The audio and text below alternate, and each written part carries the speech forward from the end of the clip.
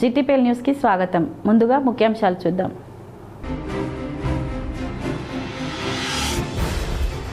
కరీంనగర్ జిల్లాలో పలుచోట్ల జోరు వాన. కొత్తగట్టులో గ్రామ పంచాయతీ కార్యాలయంతో పాటు పలు ఇళ్లలోకి చేరిన వరద.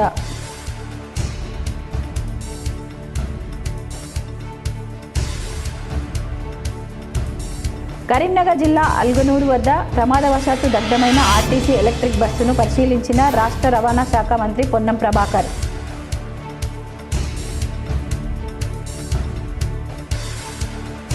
తంగళ్లపల్లిలో మైనార్టీ రెసిడెన్షియల్ బాలికల విద్యాలయంలో కలెక్టర్ ఆకస్మిక తనిఖీలు. మెనూ ప్రకారం నాణ్యమైన భోజనం పెట్టాలని, హాస్టల్ విద్యాలయం ఆవరణ పరిశుభ్రంగా ఉంచాలని సంబంధిత అధికారులకు ఆదేశం. కరీంనగర్లో విద్యా మాఫియా కొనసాగుతోందని బీఆర్ఎస్వీ ఆందోళన. నిబంధనలకు విరుద్ధంగా నడిచే విద్యా సంస్థలను మూసివేయాలని డిమాండ్.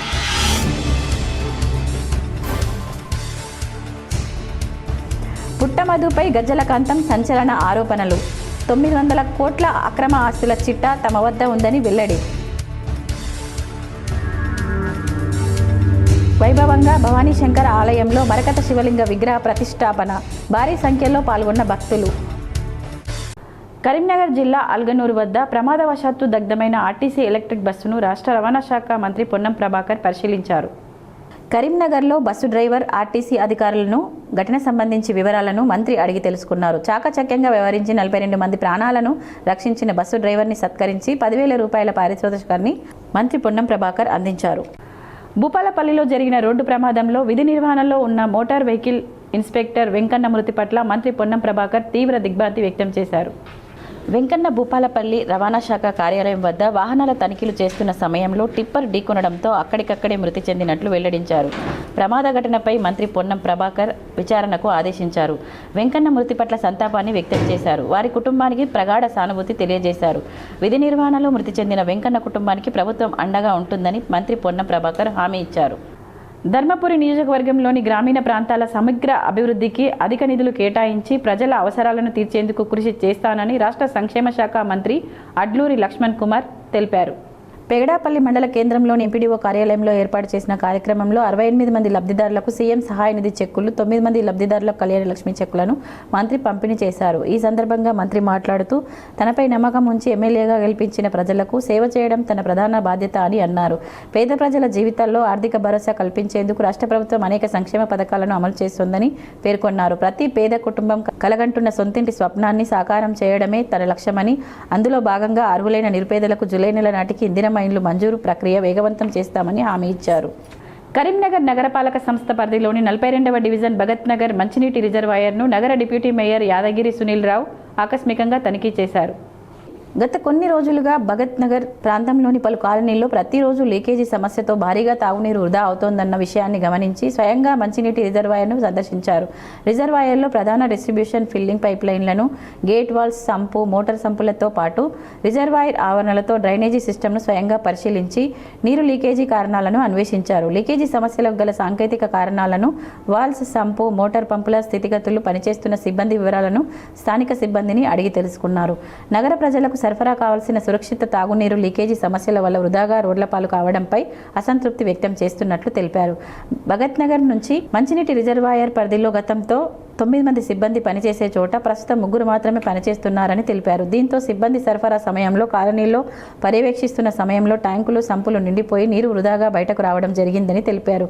రిజర్వాయర్, సంపులు పూర్తిగా నిండినా నీరు పోవడానికి సరైన డ్రైనేజీ సిస్టమ్ లేకపోవడంతో మంచినీరు వృధాగా కాలనీ రోడ్లపై వరద ప్రవహిస్తుందని అన్నారు. గతంలో శిథిలావస్థకు చేరి కూలిపోయిన డ్రైనేజీలను ఇప్పటి వరకు కూడా నిర్మాణ మరమ్మతులు చేయలేదని తెలిపారు. సంబంధిత డ్రైనేజీ వ్యవస్థ సరిగా లేకపోవడం, రిజర్వాయర్లో సరిపడా సిబ్బంది లేక మంచినీరు బయటకు వచ్చి భగత్ నగర్ సంబంధిత ఏరియా మొత్తం జలమయం అవడం జరుగుతుందని తెలిపారు. సంబంధిత సమస్య పట్ల వెంటనే కమిషనర్, అధికారులు స్పందించి మంచినీరు వృధాగా పోవడానికి గల కారణాలను గుర్తించి త్వరితగతిన మరమ్మతులు చేపట్టాలని కోరారు. పాఠశాలలు, విద్యా సంస్థలకు 100 మీటర్ల లోపు పాన్ షాపులు ఉండకూడదన్న ప్రభుత్వ కొత్త చట్టాన్ని పాటించేందుకు నెల రోజుల గడువు కావాలని కరీంనగర్ బీజేపీ నాయకులు సిపి గౌసలింను కలిశారు. పాఠశాలలు విద్యా సంస్థలకు 100 మీటర్ల లోపు పాన్ షాపులు ఉండకూడదన్న ప్రభుత్వ కొత్త చట్టాన్ని పాటించేందుకు నెల రోజుల గడువు కావాలని కరీంనగర్లో బీజేపీ నాయకులు సిపి గౌస్ ఆలంను కోరారు. Deputy mayor Sunil Rao, corporator Praveen Rao నేతృత్వంలో పాన్ షాప్ యజమానులు సిపిని కలిసి వినతి పత్రం సమర్పించారు. 100 మీటర్ల పరిధిలో ఉన్న పాన్ షాపులను అక్కడి నుండి తరలించడానికి యజమానులకు 1 నెల రోజుల సమయం ఇవ్వాలని కోరారు. నిబంధనలకు కట్టుబడి చట్టానికి లోబడి మాత్రమే యజమానులు తమ వ్యాపారాలను కొనసాగిస్తారని సిపి దృష్టికి తీసుకెళ్లారు. సిపి స్పందిస్తూ నెల రోజుల గడువు ఇస్తున్నట్లు ప్రకటించారు. కరీంనగర్ జిల్లాలో పలు చోట్ల జోరు వాన కురిసింది. కొత్తగట్టులో ఇళ్లలోకి నీళ్లు చేరాయి. శంకరపట్నం మండలంలోని మొలంగూరు, కొత్తగట్టు, గొల్లపల్లి గ్రామాలలో మధ్యాహ్నం అరగంట పాటు వర్షం కురిసింది. దీంతో కొత్తగట్టు గ్రామంలో గ్రామ పంచాయతీ కార్యాలయంతో పాటు పలు ఇళ్లలో వరద నీరు చేరింది. ఇటీవల కరీంనగర్ వరంగల్ జాతీయ రహదారి పనులు పూర్తి కావడంతో జాతీయ రహదారి పక్కనే ఉన్న గ్రామ పంచాయతీ కార్యాలయ భవనం రహదారికి కిందికి ఉండడంతో వచ్చిన వర్షపు నీరు గ్రామ పంచాయతీ కార్యాలయంలో చేరాయి. సిబ్బంది తీవ్రమైన ఇబ్బందులు ఎదుర్కొన్నారు. వర్షాకాలం ఆరంభమైన తర్వాత శంకరపట్నం మండలంలో తొలిసారి భారీ వర్షం కురిసిందని అన్నదాతలు హర్షం వ్యక్తం చేశారు. పుట్టమధుపై గజ్జలకాంతం సంచలన ఆరోపణలు చేశారు. 900 కోట్ల అక్రమ ఆస్తుల చిట్టా తమ వద్ద ఉందని వెల్లడించారు. గత బీఆర్ఎస్ ప్రభుత్వ హయాంలో మంతని మాజీ ఎమ్మెల్యే పుట్టమధు పెద్ద ఎత్తున అక్రమ ఆస్తులు కూడబెట్టారని, ఆయనకు సంబంధించిన పూర్తి ఆస్తుల చిట్టా తమ వద్ద సిద్ధంగా ఉందని టీపీసీసీ ప్రధాన కార్యదర్శి గజ్జలకాంతం సంచలన ఆరోపణలు చేశారు. కరీంనగర్ ఆర్ఎన్బీ అతిథి గృహంలో ఏర్పాటు చేసిన విలేకరుల సమావేశంలో బీఆర్ఎస్ పార్టీ అధినేత కేటీఆర్లతో పాటు మాజీ ఎమ్మెల్యే పుట్టమధుపై తీవ్ర స్థాయిలో విరుచుకుపడ్డారు. బీఆర్ఎస్ పార్టీ 3,000 కోట్లు దోచుకుంటే మంతని మధుకు 900 కోట్ల ఆస్తులు ఎక్కడి నుండి వచ్చాయని నిలదీశారు. కేటీఆర్లు లక్షల కోట్లు సంపాదిస్తే గత బీఆర్ఎస్ ఎమ్మెల్యేలు 1,000 కోట్లు వెనకేశారని ఆరోపించారు. పెద్దపల్లి జెడ్పీ చైర్మన్ కాకముందు పుట్టమధు ఆస్తులు ప్రస్తుతం ఎంత అనే విషయాలను బహిర్గతం చేయాలని డిమాండ్ చేశారు. పుట్టమధు ఆస్తులపై విచారణ జరపాలన్నారు. దివంగత నేత దుద్దిల్ల శ్రీపాదరావు పెట్టిన రాజకీయ భిక్షతోనే పుట్టమధు ఈ స్థాయికి వచ్చారని గజ్జలకాంతం గుర్తు చేశారు. ప్రస్తుత మంత్రి దుద్దిల్ల శ్రీధర్ బాబు ఇంటి గేటు వద్ద నిలబడితే ఆయన దయతో భిక్షగా జెడ్పీటీసీగా పోటీ చేసే అవకాశం వచ్చిందని, ఆ పాత చరిత్రను ఒకసారి గుర్తు చేసుకోవాలని హితవు పలికారు. రాష్ట్ర ఐటీ పరిశ్రమల శాఖ మంత్రి శ్రీధర్ బాబు గురించి మాట్లాడే నైతిక అర్హత పుట్టమధుకు లేదని, పుట్టమధు నోరు అదుపులో పెట్టుకోవాలని హెచ్చరించారు. 2 లక్షల కోట్లలో 1 రూపాయి కూడా నీకు ఇయ్యమని చెప్పి కేసీఆర్ బిడ్డను, కేటీఆర్ మరి ఆయన చెల్లె కవితను బయటికి నెట్టేయడం జరిగింది. ఇది రాష్ట్ర ప్రజలందరికీ కూడా తెలిసిన విషయమే, మీడియా సోదరులు కూడా తెలుసు. ఇక రాష్ట్రంలో బీఆర్ఎస్ మంత్రులు, బీఆర్ఎస్ ఎమ్మెల్యేలు విచ్చలివిడిగా దోపిడీ, ఇసుక దందా, మొత్తము కాంట్రాక్టులు, వ్యాపారుల దగ్గర విపరీతమైన డబ్బు బీఆర్ఎస్ మంత్రులు, ఎమ్మెల్యేలు. ఎందుకంటే మా ముఖ్యమంత్రి 3 లక్షల కోట్లు సంపాదించుకున్నాడు, మా కేటీఆర్ 1,000 కోట్లు సంపాదించాడు, మా హరీష్ రావు 1,000 కోట్లు సంపాదించుకున్నాడు, మేమెందుకు సంపాదించుకోకూడదు అని చెప్పి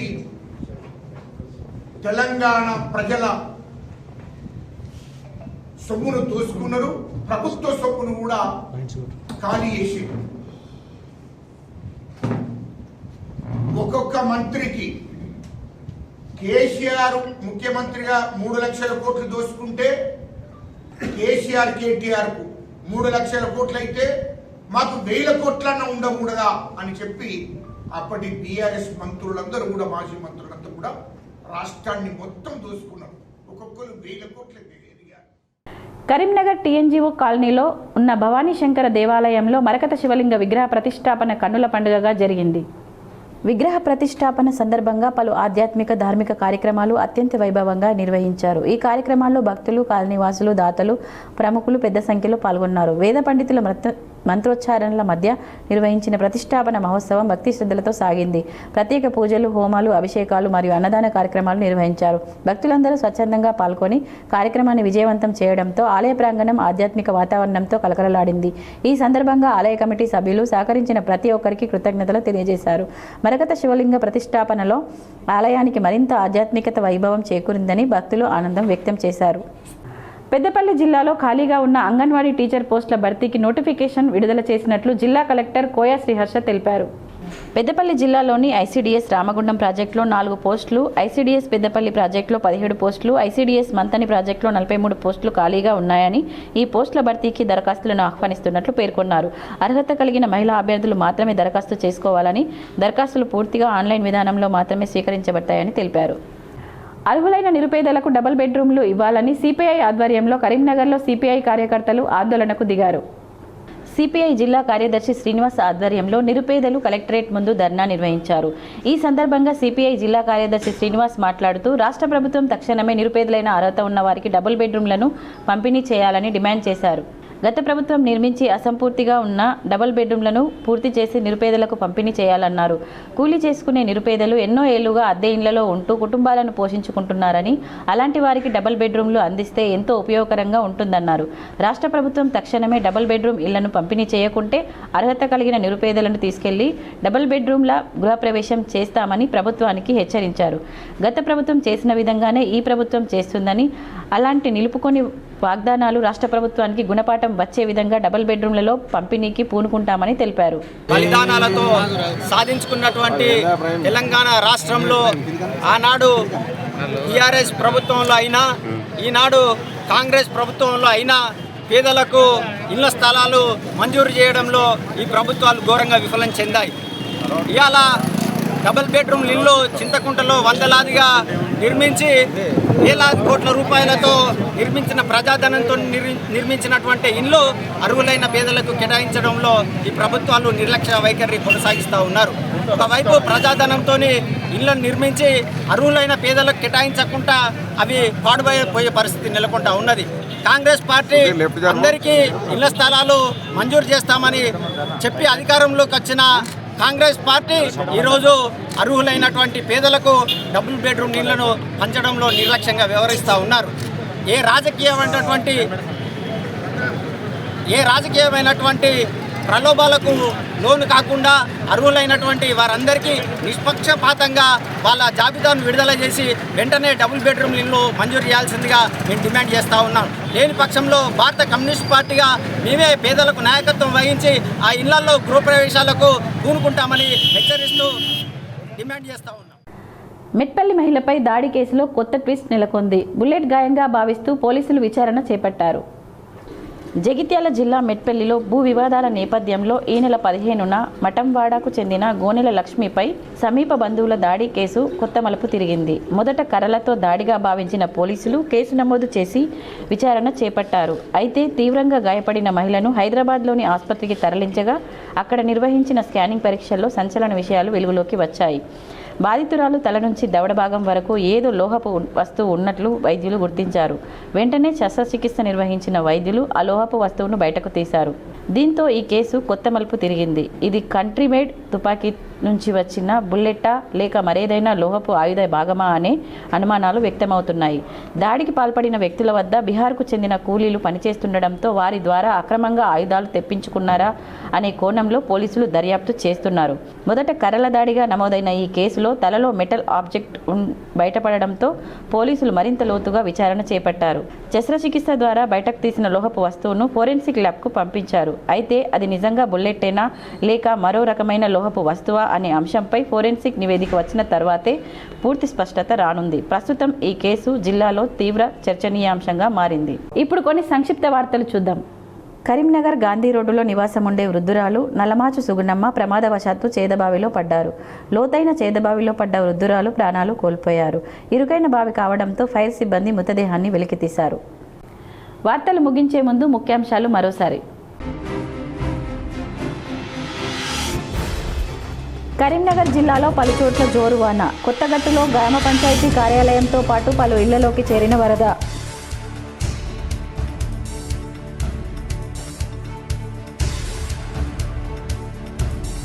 కరీంనగర్ జిల్లా అల్గనూరు వద్ద ప్రమాదవశాత్తు దగ్ధమైన ఆర్టీసీ ఎలక్ట్రిక్ బస్సును పరిశీలించిన రాష్ట్ర రవాణా శాఖ మంత్రి పొన్నం ప్రభాకర్.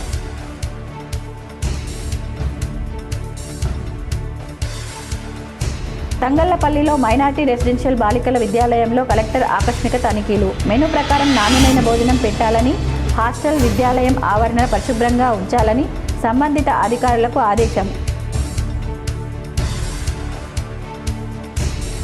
కరీంనగర్లో విద్యా మాఫియా కొనసాగుతోందని బీఆర్ఎస్వి ఆందోళన. నిబంధనలకు విరుద్ధంగా నడిచే విద్యా సంస్థలను మూసివేయాలని డిమాండ్.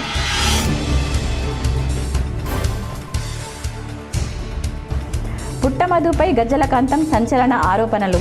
900 కోట్ల అక్రమ ఆస్తుల చిట్టా తమ వద్ద ఉందని వెల్లడి. వైభవంగా భవానీశంకర్ ఆలయంలో మరకత శివలింగ విగ్రహ ప్రతిష్టాపన. భారీ సంఖ్యలో పాల్గొన్న భక్తులు. ఈ వార్తలు ఇంతటితో సమాప్తం. తిరిగి ప్రసారమయ్యే వార్తల్లో మళ్ళీ కలుద్దాం. అంతవరకు చూస్తూనే ఉండండి మీ GTPL.